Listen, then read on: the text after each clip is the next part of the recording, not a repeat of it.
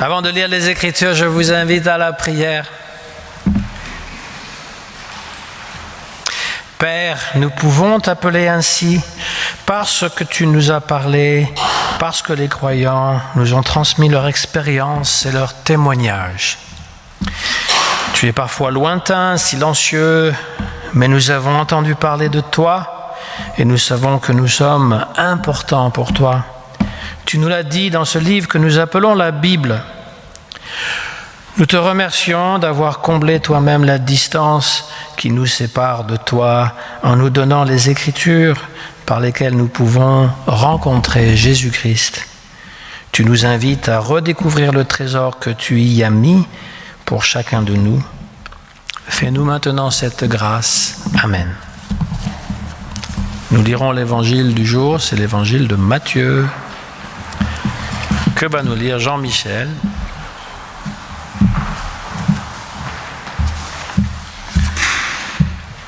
Pour ceux qui ont la Bible, nous allons lire l'évangile de Matthieu, chapitre 16, versets 13 à 20.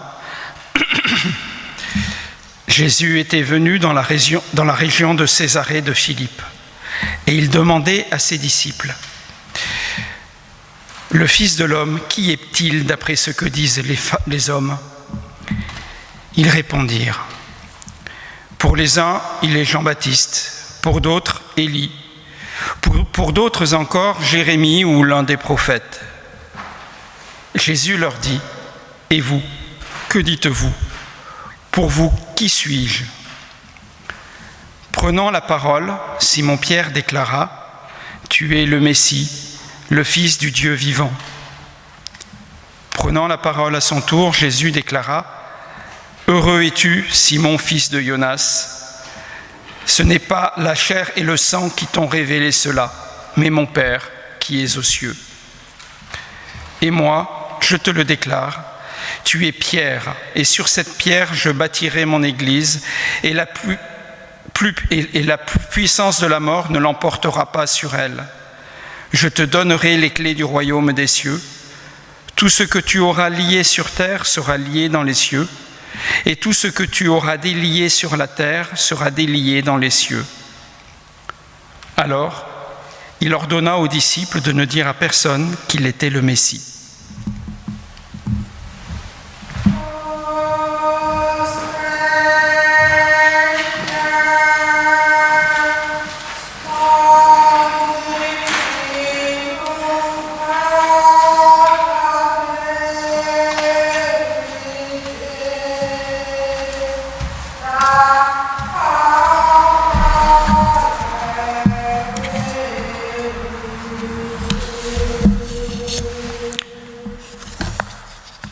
Ô Seigneur,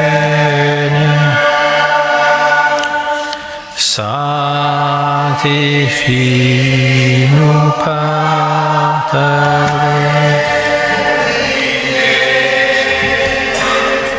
ta parole est vérité.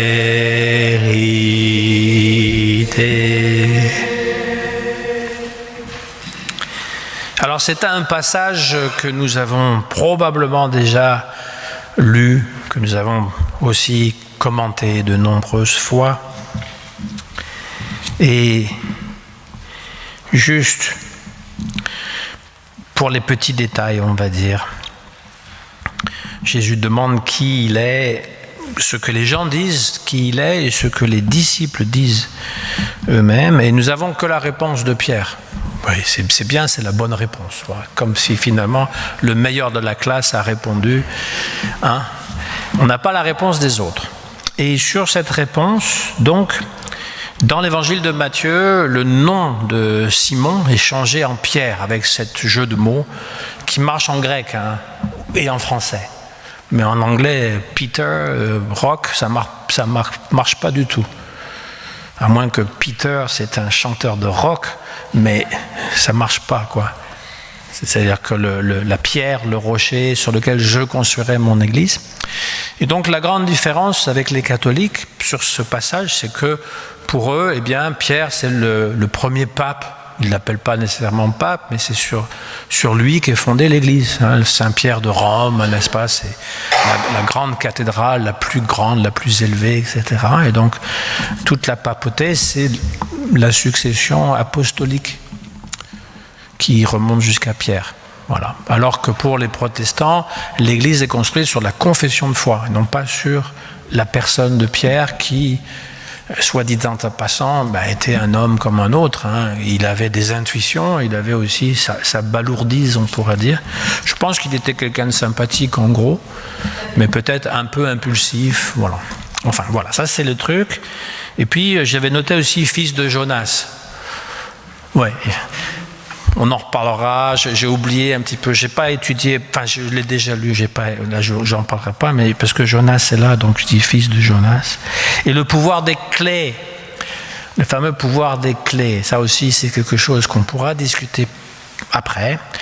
Pourquoi? Parce que je l'avais dit, je pense que c'était la dernière fois d'ailleurs, que le plus important dans ce passage, c'est la question que Jésus pose à ses disciples. Qui dites-vous que je suis? Et je suis convaincu que ce n'est pas la réponse de Pierre qui est la seule bonne réponse. Je suis convaincu que chaque chrétien doit répondre par lui-même, pour lui-même. C'est d'ailleurs cet exercice que nous demandons à nos catéchumènes. On ne demande pas de réciter une profession de foi par cœur à laquelle il n'adhère même pas ou qu'il ne comprend pas, mais de dire en ses propres mots qui est Jésus. Ce n'est pas un exercice si facile. Qui est Jésus pour toi? Pas pour l'Église, pas pour les chrétiens, pour toi. Moi, je vais répondre à cette question. Vous verrez que ce n'est pas si facile que ça, parce que si je dis quelque chose qui n'est pas en accord avec ce que vous croyez, vous allez me pointer du doigt. Donc, c'est prendre un risque. Mais ça s'appelle aussi un témoignage. C'est rare que j'en fais, mais c'est un témoignage. Qui est Jésus pour moi? Ma réponse. Alors, pour la petite histoire, l'histoire religieuse, j'ai été baptisé au temple de Versailles.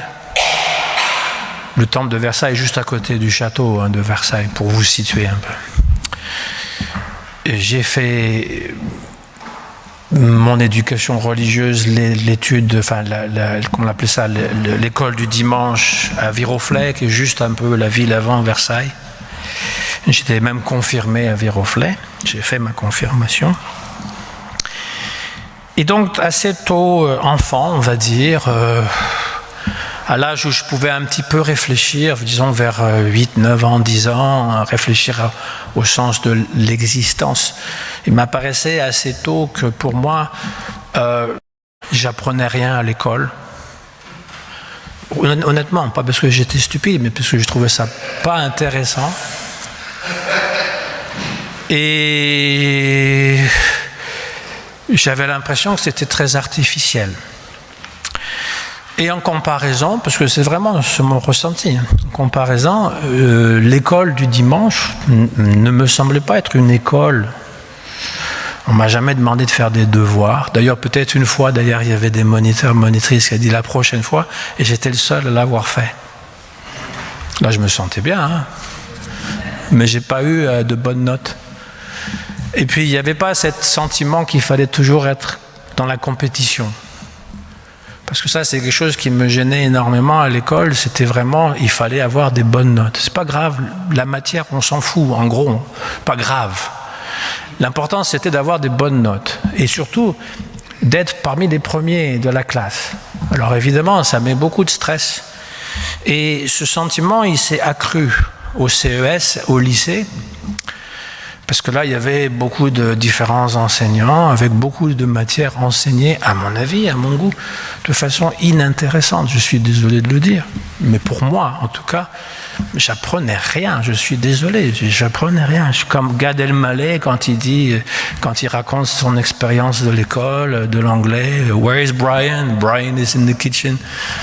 Ou encore, il dit, qui dans votre vie adulte a eu l'occasion de sortir un compas? Sortez vos compas, on va faire un beau cercle. à moins d'être ingénieur, et encore on n'a plus besoin de ça même en tant que tel.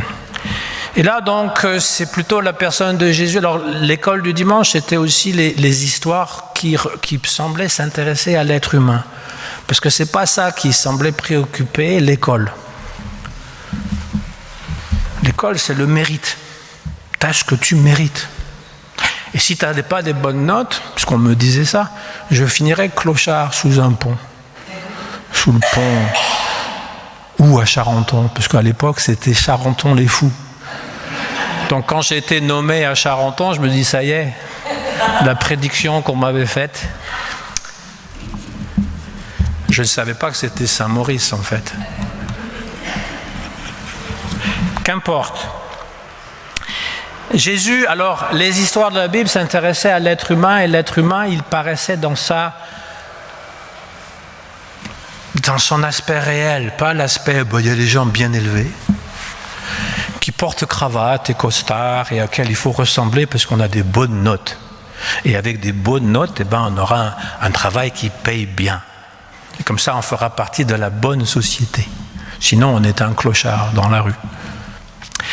Eh bien, j'ai remarqué que les clochards dans la Bible, ils n'étaient pas, finalement, on ne les traitait pas n'importe comment. Jésus les accueillait déjà. Et puis ensuite, eh bien, il y a beaucoup de ces personnages bibliques qui ont des défauts, des vilains défauts, qu'on n'essayait pas de cacher. Et en particulier, dès les premières pages de la Bible, dans la Genèse, c'est la jalousie. Les frères qui se jalousent, les belles filles qui se jalousent entre Léa et Rachel. Il y a une jalousie, une compétition, encore une fois, par la compétition. Hein. Chacun veut la même chose. Hein. C'était ce philosophe qui avait cherché ça, le mimétisme. Hein, que chacun veut la même chose, donc cette jalousie est très présente. Et c'est vrai qu'au niveau de la psychanalyse, j'ai toujours trouvé que le vrai complexe, ce n'est pas le complexe d'Oedipe, c'est plutôt le complexe de Caïn. J'ai envie de tuer mon frère. Je le jalouse, même si ce n'est pas mon frère de sang. Cette compétition qui est toujours présente. Et ça, au moins, on le montrait. Et on montrait aussi qu'il y avait possibilité de sortir de ce conflit. Avec Joseph qui est vendu et qui finalement pardonne à ses frères, etc. Il y a possibilité de sortir de ce cycle de je te fais quelque chose, tu me fais quelque chose, je te refais quelque chose, etc. Que ça n'en finit jamais. C'est le principe de toutes les guerres. C'est le principe de toutes les guerres. Si je prends Israël, il y a un attentat qui est fait dans un quartier juif, tout de suite le Tsahal va répondre et va détruire la maison du soi-disant terroriste, exécuter les gens. Donc voilà, vous tuez 3 personnes, nous on va en tuer 10. Qu'est-ce qui arrive la prochaine fois ? Ils vont en tuer 20 de l'autre côté. Les Palestiniens ont tué 20 personnes. Et puis après, et ça ne s'arrête jamais. Parce que c'est basé sur ce principe. Tu me donnes un coup de poing, moi je te donne un coup de pelle sur le visage. Ça ne s'arrête jamais. Et ça, la Bible, elle le montre. Elle ne le cache pas. Elle ne prétend pas que c'est des gens juste bien avec la belle cravate, etc., qui se comportent comme il faut. Ben non, au contraire. Et Jésus, à l'adolescence, c'est vraiment la personnalité, celui qui finalement s'intéresse à l'humain dans ce qu'il est et l'accueille tel qu'il est. Il ne lui demande pas d'avoir des bonnes notes, il ne lui demande même pas de savoir qui. Quand il dit « Qui dites-vous que je suis ?», il ne demande pas à ce que Pierre ait la bonne réponse. C'est celle qui est notée. Bien notée, vous me direz. Quoique quelques versets plus tard, il va dire au même Pierre « Arrière de moi, Satan ». Quand même un peu particulier, le premier pape était satanique. Donc il y a quelque chose qui relève plus que simplement d'avoir la bonne réponse. Quand il dit « As-tu la foi ?» il ne demande pas « Oui, tu es l'hypostase divine devenue par la 3e personne ou la 2e personne interposée entre le Père et l'Esprit ». Toutes les dogmes très compliqués que le christianisme a inventés pour essayer de justifier la double nature du Christ. Il ne demande pas ça. Il demande « Crois-tu en moi ? Tu penses que je suis capable de faire ce miracle ? Est-ce que tu as confiance en moi ?» Et ça, c'est important. cette humanité. Et donc, lorsque j'ai grandi, que je suis devenu un jeune adulte, je suis toujours sur mon témoignage, eh bien, c'est les hommes qui étaient inspirés par Christ qui ont été un peu mes repères. Un de ceux-là, c'est Gandhi. Gandhi, il l'a avoué, c'est le sermon sur la montagne qui l'a incité à créer ce mouvement de non-violence. Et même, il a voulu se convertir au christianisme. Il est allé, lorsqu'il était en Inde, d'abord en Afrique du Sud, il est allé dans une église et on lui a dit « Mais tu n'es pas blanc, tu ne peux pas venir dans l'église. Va dans une église où il y a des noirs. Toi, tu es basané, va là-bas. » Il a dit « C'est un peu curieux, c'est ma façon de comprendre l'évangile. » Lorsqu'il est rentré en Inde, il a vu que les Anglais, très bons chrétiens, très bien comme il faut, bien habillés, ils se comportaient vraiment d'une façon brutale avec les indigènes. Et donc, il a renoncé à son désir de se convertir au christianisme et il a eu cette phrase « Le christianisme est très bien, mais il y a beaucoup de mauvais chrétiens qui finalement n'incarnent pas la mission de Jésus. » Et puis, un pasteur américain a suivi dans les traces de Gandhi, qui s'appelle Martin Luther King, parce qu'il trouvait que ce n'était pas normal que les Noirs n'avaient pas accès aux meilleurs sièges à l'avant dans les bus, ou devaient boire de l'eau dans d'autres endroits, ou ne pas aller dans les hôtels des Blancs, etc. Et pour avoir juste ce sentiment d'égalité, il a donc créé ce mouvement de droits civiques basé sur la non-violence de Mahatma Gandhi. Et puis il y en a un autre dans les années 80 qui me plaisait bien, c'était Monseigneur Romero. C'est un catholique qui a défendu Romero, qui a défendu la cause des gens du Chili qui étaient opprimés par l'armée, par les gens bien comme il faut, qui ont plein d'argent, qui sont bien habillés, qui parlent bien, mais ça les dérange pas qu'on torture des gens dans leur prison, qu'on viole les femmes, qu'on les assassine. C'est pas grave. Du moment que tout paraît bien. Ces 3 personnes ont été assassinées violemment. Monseigneur Romero, lorsqu'il faisait la messe, lorsqu'il élevait l'hostie, il a été tiré par quelqu'un qui a été payé par l'armée chilienne.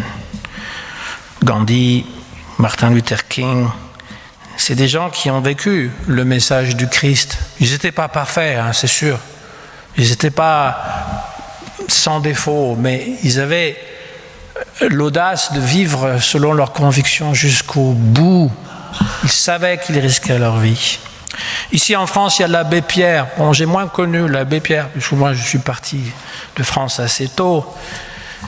Mais c'est pareil, il a des discours qui sont très forts et il s'est occupé des gens qui meurent dans la vie. Donc on se rappelle toujours de 1954, quand il a amené un enfant mort. Il dit voilà, on a un hiver très froid, vous êtes bien dans vos chaumières, vous êtes bien chauffés. Il y a des gens qui meurent de froid dans la rue. C'est pas normal. C'est pas normal que dans des sociétés évoluées, il y ait des gens qui meurent de faim et de froid. C'est pas normal. Et de simplement dire parce qu'ils n'ont pas eu des bonnes notes à l'école. Et donc c'est des voyous et c'est donc des clochards. Ils méritent ceci. Pour moi, ça ne m'a jamais parlé, ce discours. Ça ne m'a jamais parlé. Et donc j'ai pensé que le Christ était aussi quelqu'un qui venait en aide aux plus démunis. C'est pour ça que j'ai souvent été impliqué dans des actes de bénévolat, des gens dans la rue. Lorsque j'étais à Montréal, les gens dans la rue, il fait très froid là-bas. Et donc c'est vraiment quelque chose qui est important, ou les gens qui sont en prison. Parce que peut-être qu'il y a eu quelque chose dans leur vie qui s'est mal déroulé, ça ne veut pas dire qu'ils ne sont plus des êtres humains. Parallèlement, parce que ce n'est pas le seul aspect que j'ai trouvé important en Jésus, c'est qu'il y avait une spiritualité, c'est-à-dire que dans la société, le monde qui m'entoure, je trouve qu'on a de trop On a de tout en trop. Vous savez, ces petites machines dont on ne peut jamais se séparer, qui remplacent notre cerveau, eh bien, ça coûte très cher. Il y a 20 ans, 30 ans, on n'aurait jamais eu les moyens de payer aussi cher, simplement pour avoir le droit de dialoguer avec des gens qu'on ne connaît même pas, et puis d'être toujours informé sur tout et sur rien. Et ce sont des gadgets qui sont parfaitement inutiles en vérité, parce qu'on n'a pas besoin d'être toujours en communication avec les autres, surtout que cette communication elle est souvent fausse. On n'a pas vraiment d'intimité avec les gens à travers ces machines. On a de tout ce qu'il faut en Occident, en excès. C'est pas pour rien qu'il y a beaucoup de gens qui souffrent d'obésité, parce qu'on a de tout en trop. Et c'est pas pour rien qu'il y a aussi des gros problèmes d'alcoolisme, de drogue, et pas juste les drogues qui sont illégales, parce que tous les produits pharmaceutiques qui produisent des drogues en quantité phénoménale, qui sont pas nécessairement nécessaires ou bonnes pour la santé, mais on est convaincu, on se laisse convaincre par toute cette machine qui ne cesse jamais. L'important, c'est l'argent. L'important, c'est de consommer. L'important, c'est de travailler pour produire. L'important, c'est d'acheter. Mais jamais on vous parle des choses les plus fondamentales. Qui je suis? Qu'est-ce que je fais sur cette terre? Quel est le sens de ma vie? Où est-ce que je vais? Et je ne parle pas des réponses qu'on va nous donner, qui sont déjà mâchées, qui sont déjà, ben voilà, t'as fait ceci, puis on a dit cela. Non, se poser la question soi-même. Essayer de trouver une réponse. Et donc, dans ma recherche, qui a commencé assez tôt, j'ai toujours remarqué que c'est les gens qui étaient habités par cette spiritualité qui avaient cette réponse. Et c'est pour ça que je ne peux pas adhérer au fait qu'il n'y ait qu'une religion, qu'un message, qu'une façon de voir de Dieu et que tous les autres ont tort. Je ne peux pas. C'est comme pour les ethnies différentes, je ne peux pas penser que nous sommes le seul peuple au monde qui soit évolué, que tous les autres sont à notre bénéfice. C'est un discours qui pour moi est absurde. Eh bien, de la même façon, le soleil, même si vous l'appelez différents noms, selon les régions, c'est toujours le même soleil. Il n'y a qu'un Dieu et il y a des façons de l'incarner. Et moi, je suis convaincu à 100% que ce Dieu est tellement bon qu'il nous envoie toujours des émissaires, qu'il ne cesse jamais de les envoyer. Dans la Bible déjà, il y a les prophètes qui sont venus avant Jésus. Et donc de dire que Jésus est la seule voie et qu'il n'y a rien d'autre et que tous les autres adorent des faux dieux et qu'ils vont tous en enfer, ce fanatisme-là, je ne peux pas le faire mien.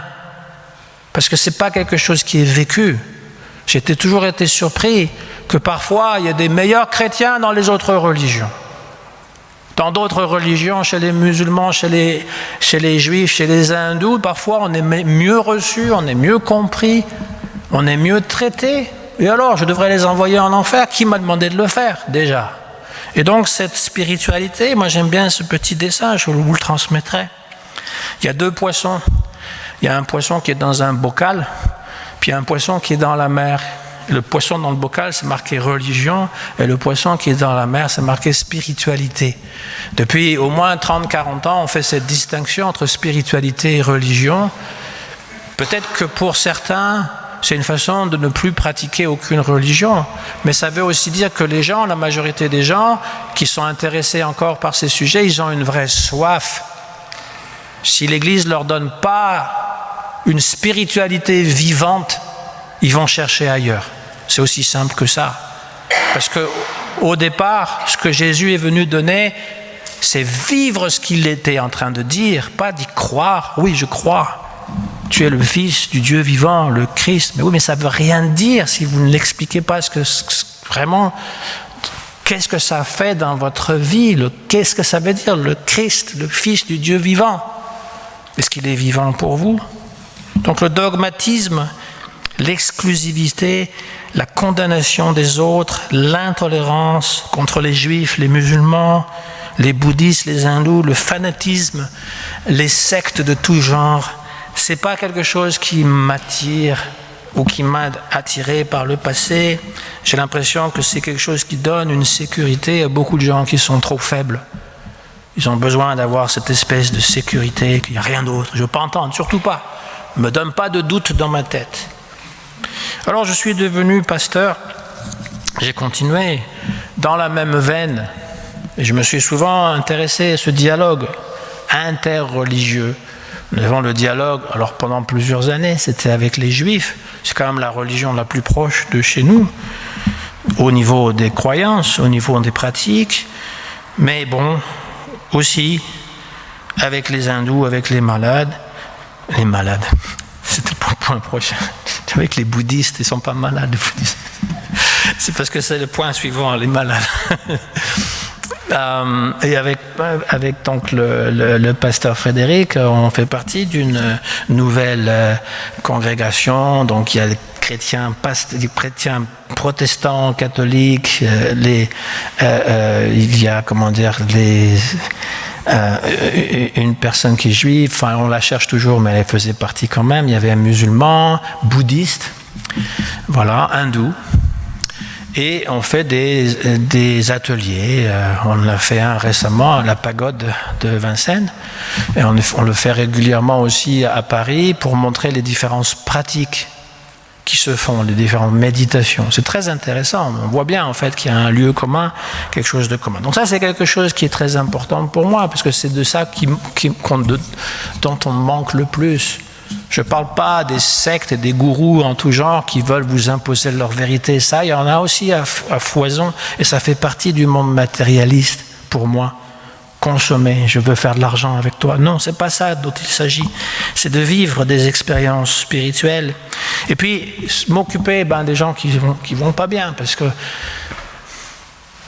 il y a beaucoup de gens qui vont pas bien dans cette société, dans ce monde. Les malades, les gens qui sont mourants, les mal portants, les exclus, les ratés finalement, qui n'ont pas eu des bonnes notes. Ils n'ont pas eu de bonnes notes quand ils étaient enfants, mais ils ont surtout eu des mauvaises notes après. Et ils n'ont pas eu l'occasion, finalement. Et puis, je dois, pour ne pas faire trop long, pasteur à Charenton, il y a eu des bons moments, mais il y a eu aussi des moments où j'ai porté une croix. Et ce n'était pas ma croix, c'était la croix à lui. Parce que j'ai voulu aider la communauté. Et on a voulu que finalement je sois comme Jésus, en m'accusant de toutes sortes de choses que je n'ai rien fait. Je ne vais pas aller dans les détails, peut-être qu'il y en a qui le savent. C'est lourd, la croix du Christ, c'est lourd. Elle est lourde. Et c'est juste Charenton-Créteil. Imaginez si c'était la croix du monde. Mais je ne suis pas destiné à porter la croix du Christ tout le temps. Peut-être qu'il a dit, ok, tu veux savoir ce que ça m'a coûté? Tiens, vas-y, essaye de porter un peu pour quelque temps. Et puis ça m'a écroulé, j'ai dit, ok, ça va, j'ai compris. Moi, je veux bien être au service, mais je ne peux pas assumer d'être Christ, c'est pas possible. Ni Martin Luther King, mais de toute façon, chacun a sa voix. Je ne suis pas destiné à ce qu'on m'assassine en public, n'est-ce pas? Mais l'important, c'est qu'il est toujours là pour moi. Et il a souvent été là dans les moments les plus difficiles. Je ne parle pas de porter le fardeau d'une église locale, je parle aussi des difficultés personnelles. Il a toujours été là. Qu'est-ce que le Christ pour moi? C'est tout ça. Hein? Ce n'est pas une réponse très brève. Je ne sais pas si Jésus aurait eu le temps d'écouter tout, sûrement, parce qu'il l'écoute maintenant, mais il aurait eu le temps. Mais je ne pense pas que j'aurais reçu une médaille ou une bonne note. Et puis à force d'avoir de bonnes notes, quand on était jeune, on a une image, une belle image. Quand on a accumulé des bons points, on a une belle image. Alors, ce passage, il nous invite à faire cette même démarche. Qui est Jésus pour toi? Moi, je ne sais pas devant mon vécu, mon image, mon Jésus, mais qui est Jésus pour toi? Si au moins tu pouvais y réfléchir pour toi-même, te donner une réponse pour toi-même, je pense que tu as répondu à la question qu'il te pose. Au nom du Christ. Amen.